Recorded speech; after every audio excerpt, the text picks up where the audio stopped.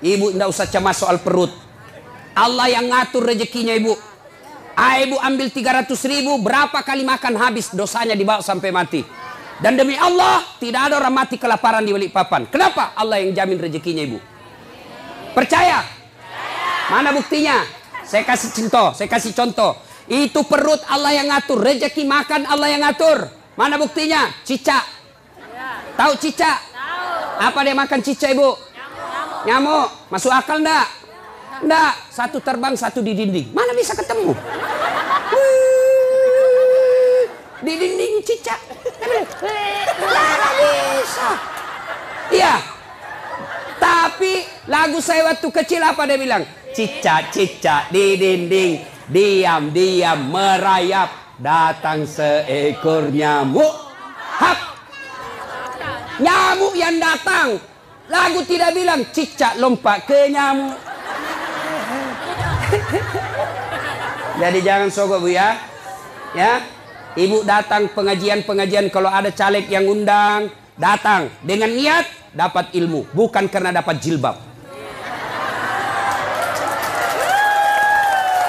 Ya, kalau ibu niat dapat ilmu di akhirat kelak, Allah cari mana ibu yang datang karena pengajian mau dapat ilmu, ini hadiah dari kamu.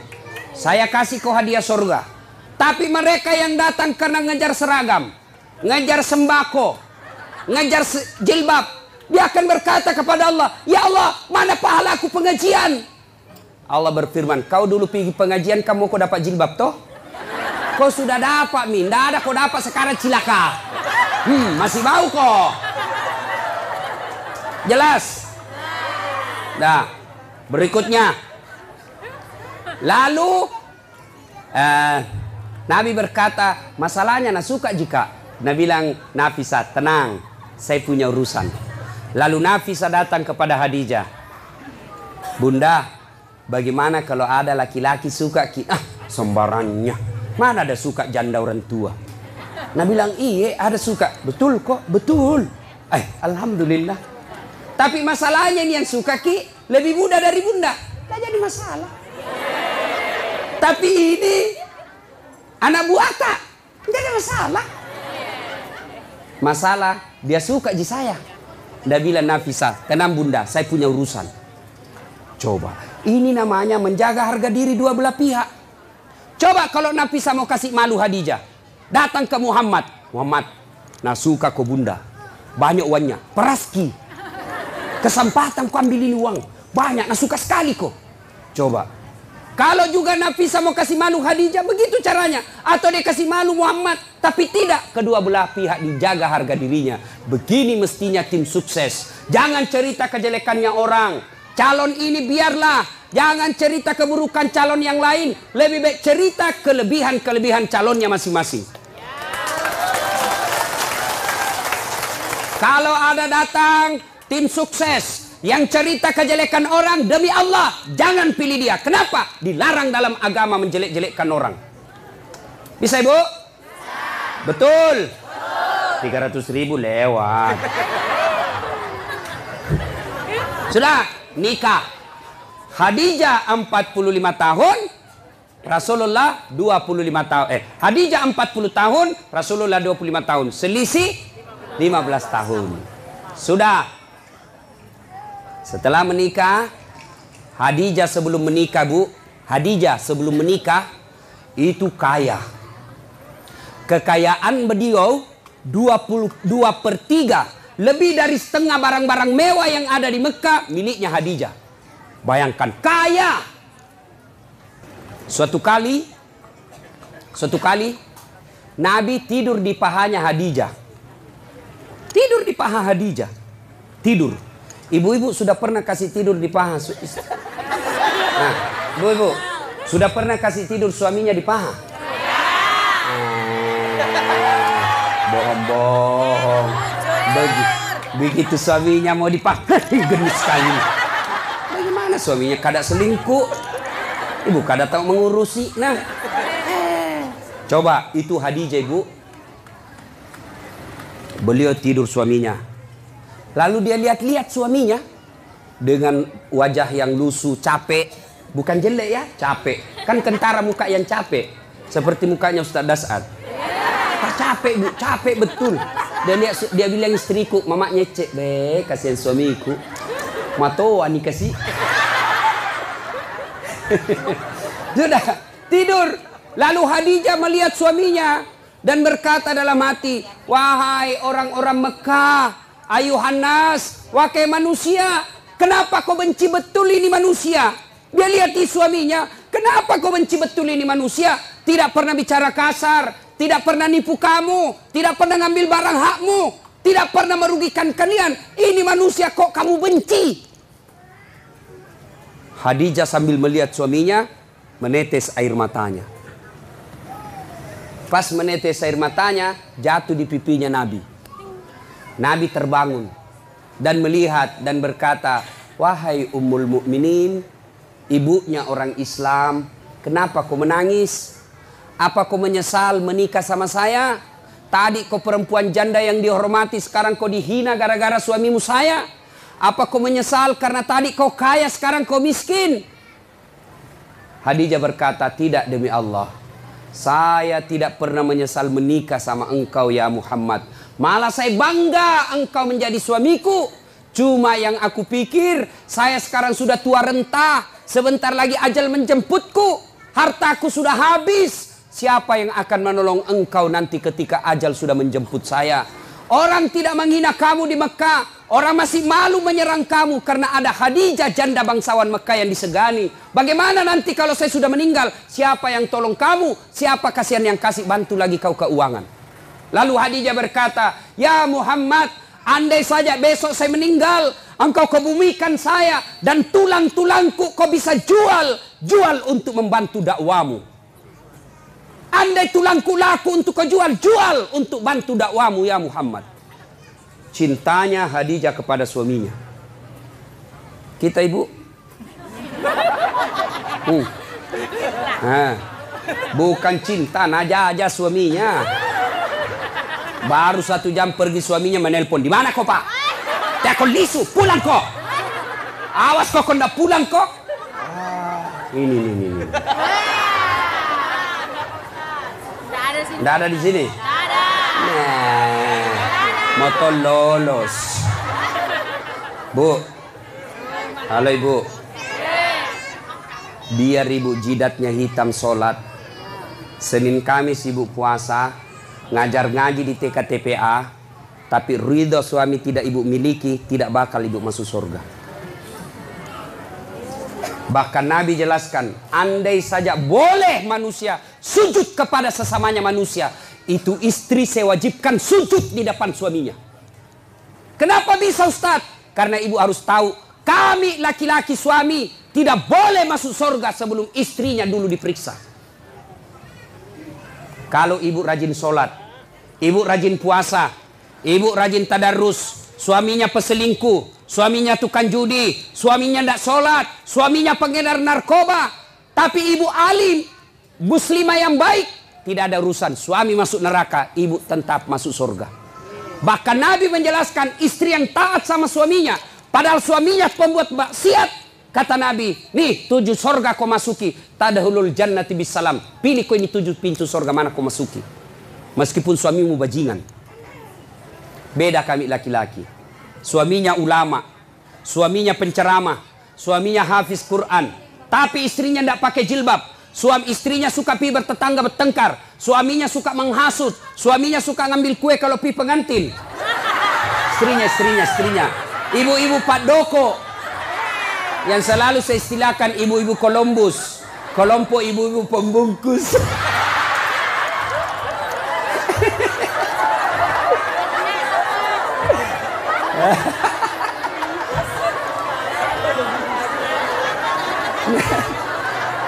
Pergi pengantin, nasa ngogi loy turung, pergi membantu padahal membantu kasih habis gue. Jangan bu, tidak boleh ya ibu majelis taklim, tidak boleh ibu Columbus. Nah ya, biar sepupu yang punya acara kalau tidak minta tidak boleh. Nah, kalau istrinya durjana seperti itu, padahal suaminya ulama, demi Allah Tidak boleh di laki-laki masuk surga sebelum dia teman istrinya masuk neraka. Makanya ibu, jangan sakiti perasaan suami. Susah jadi suami bu, kami tanggung dunia akhirat. Ini suka dia takut-takuti suaminya. Kalau ada tamunya suaminya, dia tidak ngomong tapi matanya. Ada juga itu istri begitu. Dia pelototi mata suaminya. Ada begitu di sini toh? Ada, makanya ibu ketawa. Anu ibu di, saya izin dulu pergi sama temanku.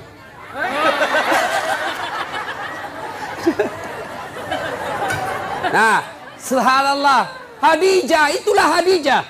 Karena waktu yang terbatas.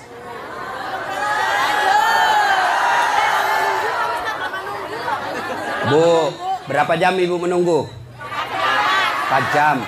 Kalau ibu menunggu ikhlas, itu yang nambah-nambah amal. Tidak ada yang sia-sia dalam Islam ibu. Tidak ada yang sia-sia.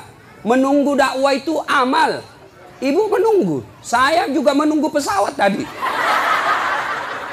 Coba sama-sama menunggu. Nah, sampai lagi tadi di pesawat di atas udara, lama dia putar-putar. Kubayangkan lagi mamanya cek. Bagaimana kalau saya mati? Siapa yang... janda istriku masih muda. Coba. Sampai di sini langsung disuruh ceramah. Ibu cuma diam-diam ketawa.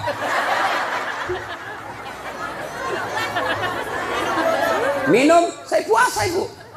Nah, siapa tahu ada yang mau traktir saya buka puasa.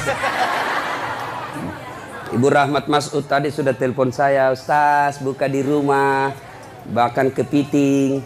Karena beliau itu tahu betul kesenangan saya, kepiting. Masih muda ibu. Kolesterol, baca bismillah, lari kolesterol. Setan aja dikasih lari itu bukan bismillah, apalagi cuma kolesterol.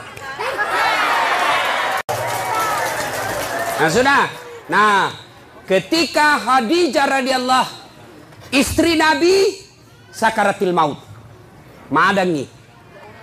Bayangkan ibu, Khadijah sebelum menikah sama Nabi kaya. Tapi ketika Khadijah sakaratil maut, baju yang dia pakai, baju yang sudah 8 kali tambal. Tahu tambal? Tahu? Bahasa Perancisnya tepengi. Robe tambal, robe tambal, robe tambal, 8 kali tambal. Dan tambalan yang terakhir, tambalan ke-8 tidak lagi pakai kain. Kenapa? Tidak ada lagi kainnya Khadijah. Akhirnya apa? Khadijah menambal bajunya yang bolong ke-8 kalinya dengan cara apa?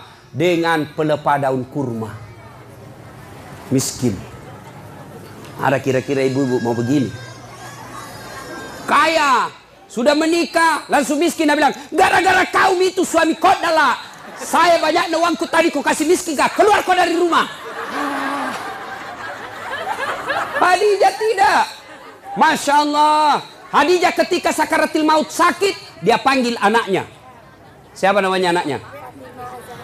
Fatimah As-Sahra. Dia panggil, Fatimah ta'al. Anakku sini dulu. Dengar ini baik-baik bu. Sini dulu nak. Ya bunda. Sampaikan ke bapakmu dulu nak, kau pergi mintakan Kak Serban. Tahu Serban? Tahu Serban? Itu seperti nak pakai Pak Nur Hadi. Serban. Tapi itu kan gaya-gaya. Tuh. Serban. Kata Khadijah, Fatimah, lo koyolo kuambukmu nak. Ilo ngak serban nah. Nakku, kau pergi dulu ke bapakmu, mintakan saya serbannya yang selalu dia pakai terima wahyu. Saya mau pakai kain kafan. Mudah-mudahan kain kafanku itu yang selalu dia pakai terima wahyu. Allah tidak menyiksa saya dari azab neraka dan kubur. Lalu Fatimah berkata, Mak, kita yang pergi minta. Nah bilang Khadijah, saya malu minta sama bapakmu nak. Masya Allah. Ada di sini malu minta sama suaminya? Ada? Jangan nak minta, nak curi. Hei, sudah nak sembunyi suaminya, nak dapat loh. Nak periksa semua dompetnya. Kayak pencopet. Sampai-sampai ada suami nak bilang istri, nak simpang uangnya ibu. dibawa bantal, dibawa tempat tidur, dibawa plastik, dibawanya lagi tuh. Dibawanya lagi tuh dos-dos. Kan dibawanya lagi naik bungkus plastik 4 lapis. Dia bilang, dah dapat istrinya. Langsung istrinya bilang, "Pak, uang apa ini?" Langsung dia bilang suaminya, "Uang sial." Maksudnya apa? "Baten aku sembunyi kau dapat, Ji." Ini ibu-ibu sekarang ini pandai cari uang. Iya toh? Pandai cari uang. Di mana saja disembunyi dia dapat semua. Khadijah, apa kata Khadijah? "Saya malu minta sama bapakmu." Bayangkan, habis hartanya untuk nopang suaminya, minta serban, malu. Bayangkan. Didengar sama Nabi. Dengar sama Nabi. Nabi lalu datangi istrinya. "Ya Ummul Mukminin, habis hartamu untuk bantu dakwah. Capuk waramparamu malu tulung. Hanya ini serban yang kau minta dan itu pun kau malu menyatakannya." Nabi menetes air matanya. Lalu kata Khadijah, "Saya minta kain serban yang engkau selalu pakai nerima wahyu. Mudah-mudahan kain serban itu jadi kafanku sehingga saya tidak tersiksa di alam kubur." Mendengar itu datang Jibril. Datang Jibril, Bu. Jibril sampaikan kepada Nabi, "Ya Muhammad, sampaikan kepada Khadijah." Masya Allah. Karena Jibril tidak boleh langsung bicara sama Khadijah. Kenapa? Hanya Jibril boleh berbicara kepada Nabi dan Rasul. Namun manusia tidak boleh. Jibril sampaikan kepada Nabi, "Ya Muhammad, sampaikan kepada Khadijah. Ada salam dari Allah untuk Khadijah." Masya Allah. Allah yang titip salam sama Khadijah, Bu. Luar biasa. Kita saja titip salam dari orang lain. Sudah senang. Saya bayangkan, Bu. Saya pernah terima ucapan selamat hari raya dari Pak Yusuf Kalla. Ucapan selamat hari raya. Istana Wakil Presiden Republik Indonesia dengan ini menyampaikan selamat hari raya Idul Fitri, mohon maaf lahir batin. Taqabbalallahu minna wa minkum. Salam hormat Yusuf Kalla, Wakil Presiden Republik Indonesia, kepada saudara Das Atlatif. Seterima itu, Bu, saya buka, saya kasih lihat semua sepupuku di kampung. Ita ko cule capok. Lihat kok, sepupumu. Lihat kok. Itu baru manusia kita sudah bangga. Allah yang titip salam kepada Khadijah. "Ya Muhammad, sampaikan ada salam dari Allah. Dan sampaikan kepada Khadijah, Allah sudah sediakan istana dalam surga." Subhanallah, sudah dalam surga istana lagi. Sampaikan kepada Khadijah, Allah sediakan istana untuk Khadijah yang terbuat dari mutiara. Tidak terbuat dari jamrud, tidak terbuat dari emas, tidak terbuat dari nikel. Terbuat dari apa? Nabi Jibril katakan terbuat dari mutiara. Kenapa? Khadijah punya sifat mutiara. Apa sifat mutiara? Ibu tahu mutiara? Hidup di dasar laut. Yang masuk ke dalam perutnya pasir. Yang masuk ke dalam tanahnya kerikil-kerikil. Tapi setelah masuk dalam perutnya Khadijah, perutnya mutiara, apa yang keluar? Tadi keluar pasir, tadi keluar kerikil-kerikil batu. Apa yang keluar setelah dia buka cangkangnya? Apa yang keluar? Mutiara. Artinya Khadijah tidak pernah cerita keluhannya kepada orang lain. Ini yang ibu-ibu banyak miliki sekarang.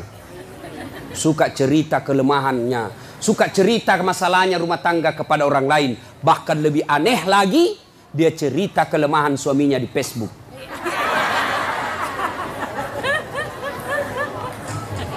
Bu, apa ada manusia tidak punya masalah? Ibu kira-kira yakin enggak Khadijah penuh dengan masalah dalam hidupnya? Khadijah banyak masalahnya dalam hidup. Beliau kadangkala melihat Rasulullah kelaparan. Di depannya lapar Rasulullah. Sampai pucat beberapa kali tidak makan. Beliau melihat dengan mata kepalanya. Rasulullah dihina oleh pamannya. Dilihat dengan mata kepalanya sendiri. Khadijah, apa dia pergi cerita? Tidak. Jadi kalau ibu mau punya sorga, istana dalam sorga, maka ibu punya sifat seperti Khadijah. Apa sifatnya Khadijah? Jangan suka cerita kelemahan rumah tangga. Apa tidak boleh mengeluh? Boleh. Apa tidak boleh curhat? Boleh. Apa tidak boleh mengungkapkan perasaan? Boleh. Tapi kemana? Kepada Allah. Yang dilarang cerita ke medsos, cerita ke tetangga. Ya, ibu-ibu, ada di sini tidak ada masalahnya? Oh, dalam rumah tangga ibu semua orang punya masalah. Contoh, dia bilang enaknya itu Ustaz, kenapa? Gagahnya suaminya. Bu, suami gagah masalah. Kenapa? Dia goda orang, Bu. Apalagi kalau istrinya jelek. Lebih masalah lagi itu. Suami gagah, istri jelek, masalah. Berarti bagus kalau suami jelek, Ustaz. Suami jelek dihina orang. Kita lagi malu jalan sama dia. Duluan aja Pak, saya menyusul. Suami gagah, masalah. Suami jelek, masalah. Berarti bagus kalau tidak ada suami. Ya bagus Ibu. Nabi lagi ke orang Gasturi, gadis tua Republik Indonesia. Coba. Ayo, bagus kalau banyak suami, lebih masalah lagi. Coba. Tidak ada orang tidak ada masalah. Dulu waktu mau menikah, apa masalahnya? Mudah-mudahan dapat jodoh. Dapat suami, ada masalah, selesai masalahnya? Tidak. Mau punya anak.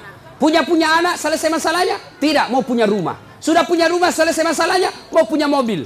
Punya mobil, selesai masalahnya? Tidak. Bayar cicilannya. Maka Khadijah pun demikian. Tapi Khadijah ketika ada masalahnya, beliau ngadu kepada Allah. Kita ada masalah, mana? Ambil HP. Update status. Dia cerita semua jeleknya suaminya. Tidak kusangka kau begitu. Waktu kau dulu melamar saya begitu sopan, sekarang kau kasarnya minta ampun. Semua teman Facebooknya tahu. Dia pergi cerita sama tetangganya.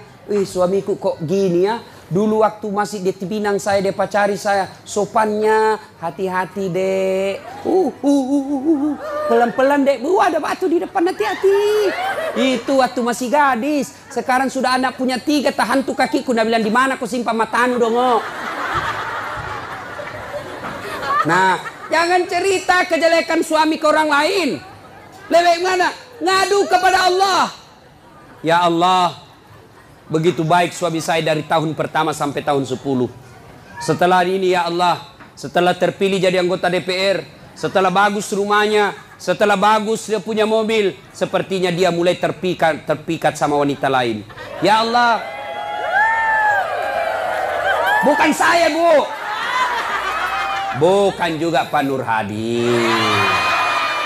Ya Allah, Engkau yang menitipkan rasa cinta dalam hati suamiku.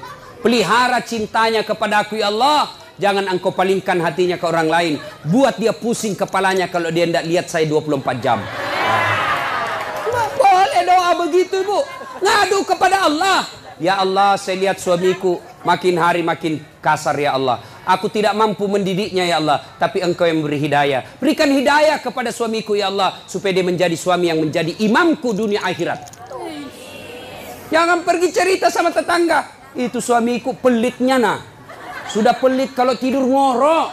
Sudah itu keluar lagi nyiurnya. Beleng-beleng.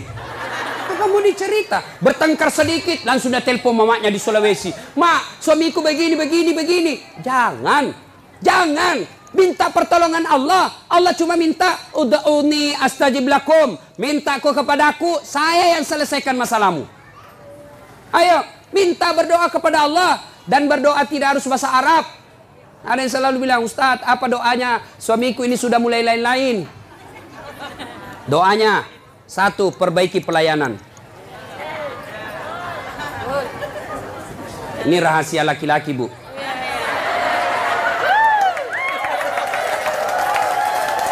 Bu, yang kedua, hormati mertuanya, muliakan orang tuanya, saudaranya juga.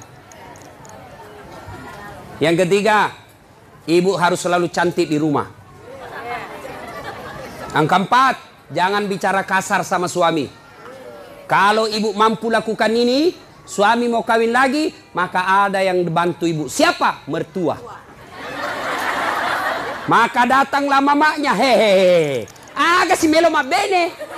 Apalagi kau mau kawin lagi itu. Coba lihat itu istrimu, bagusnya Masya Allah. Kalau saya datang ke Balikpapan, saya belum bangun sudah siap sarapan. Saya tidak pernah kasar bicara sama saya. Adik-adikmu dihormati. Kau mau kawin lagi? Belum tentu kau dapat perempuan lebih baik dari dia. Tapi ini nah, datang mertuanya kasar ngomong. Baru tiba dia bilang, kapan pulang ibu? Pintu bunyi terus, pak. Tidak pernah dihargai saudaranya. Maka begitu pulang kampung ke Sulawesi, apa nak bilang mamanya? Nak, saya kasih sekolah kau itu tinggi-tinggi supaya nak hormati ke orang. Kenapa justru istrimu tidak hormati kau? Apa itu istrimu itu? Tidak nak hargai saya, tidak nak hargai saudaramu. Padahal kau yang carikan uang. Sudah mi, kawin sama kau lagi. Kalau perlu sembunyi-sembunyi kau saja. Masih mau kau? Tidak. Itu laki-laki bu terbantu perempuannya. Ini rantasa. Kita di rumah.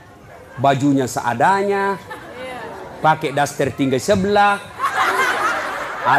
ada badak picanya, nak kasih bontek matanya, pegang remote control, nonton televisi nangka kakinya, nangka kelepaknya menguap.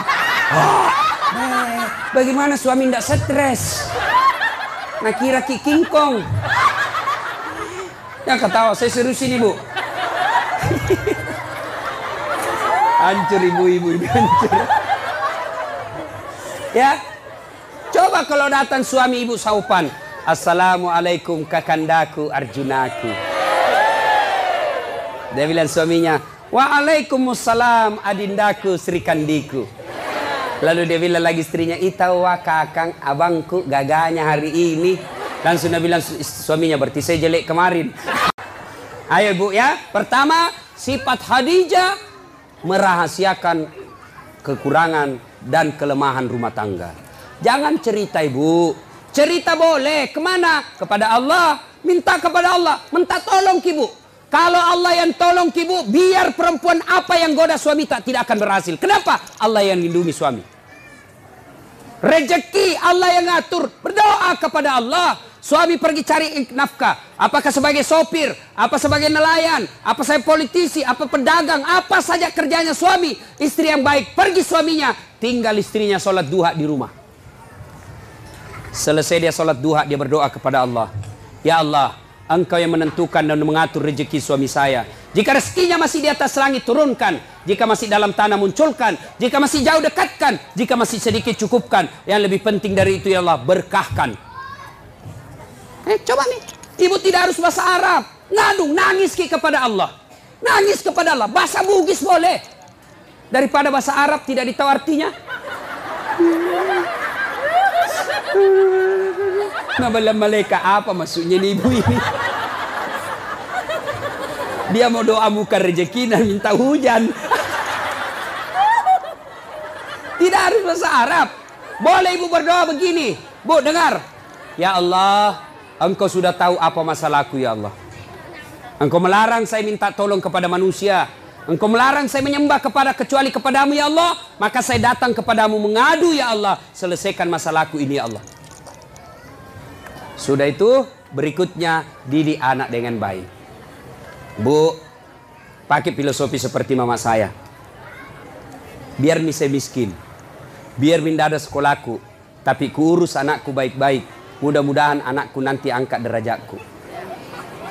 Ibu kan tidak mungkin maki jadi camat ibu toh. Tidak mungkin maki jadi di sini jadi bupati. Ya, susah ibu. Tidak mungkin mi. Tapi didik anak dengan baik. Anak tak nanti yang jadi bupati. Susah jadi pengusaha tanker po. Punya kapal tongkang, punya kapal ini. Agaknya susah ibu. Doakan didik anak. Mudah-mudahan anak tak milik nanti itu. Tidak mungkin menjadi dokter ki ibu toh. Tidak mungkin. Maka berdoa, didik anak, mudah-mudahan anak tak jadi dokter. Nah, ibu silakan kerja apa saja, mau berpartisipasi dunia apa saja, tapi ingat fungsi ibu ada dua. Satu sebagai istri, dua sebagai ibu. Untuk anak-anaknya. Tidak ada gunanya sukses segala-galanya kalau anak berantakan. Contoh ibu, ini sudah kejadian ibu. Ya, kejadian ini. Ini ada anak-anak yang curhat sama saya.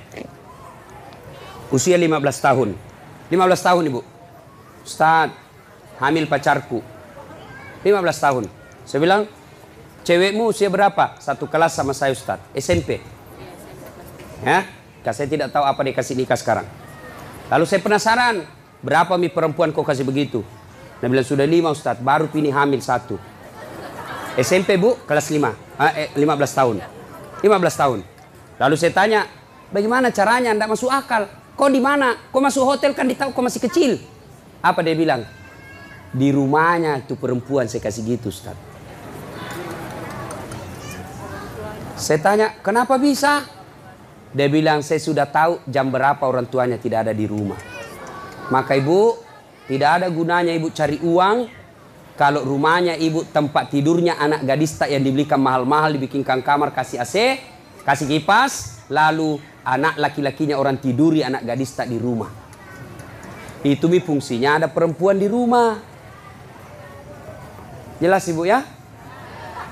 Itu bukan cuma satu yang begitu, banyak yang curhat sama saya ibu soal begitu. Maka ibu didik anak, ya. Menurut Quran, ibu itu, istri itu fungsinya katifun. Ya.